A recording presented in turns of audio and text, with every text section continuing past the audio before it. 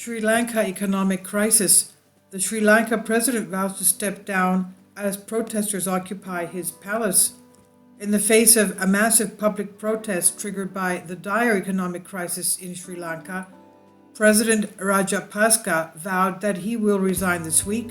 The president's much-anticipated resignation follows mass protests on Saturday. That's when hundreds of thousands of people descended on Colombo, Sri Lanka. They overran the president's house and office, demanding he step down immediately. And now the protesters are planning to stay put until Rajapaksa actually leaves, saying they do not believe it and will not believe it until they see it in action.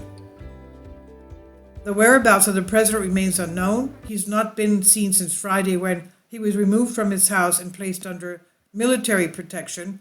Sky News reports protesters also stormed the home of Prime Minister Ranil Wickremesinghe, demonstrating against economic catastrophe that's left many struggling to afford 2 meals a day. I mean, you can imagine they don't even have enough to eat.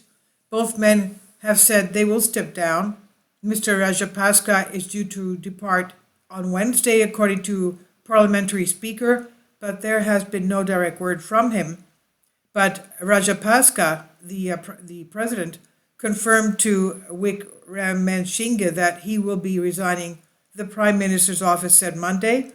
Many people do not believe it and won't believe it until they see it in action, Sky News correspondent Nicole Johnson said, who's been talking to protesters at the president's home.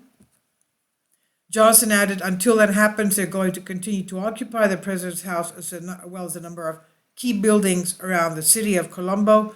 Many have taken their children with them as they survey the opulence. Schools have been closed for the last couple of weeks because there isn't enough money to pay for the electricity to run the schools. The country has burned through all of its foreign currency and does not have enough money for food, fuel, or medicine, Johnson added. Consequently, it's been begging for money from the International Monetary Fund, Japan, Russia, China, and Qatar. This is by Neem Harris on News Punch. Please leave your comments. Thank you for your support. Kindly support my Patreon account.